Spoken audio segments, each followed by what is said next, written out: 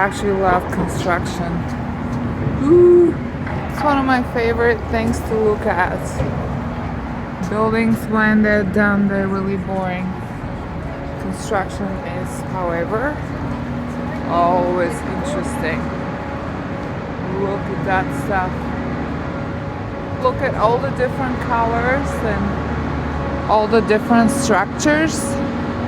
So this is also an installation, right? Although it's not an art installation, it has a purpose. But it's extremely interesting, exciting, and it just has a potential. That's what is really interesting about it.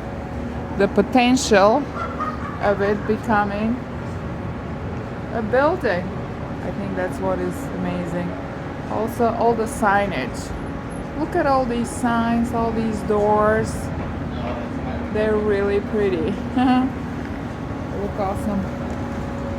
Woohoo! All right.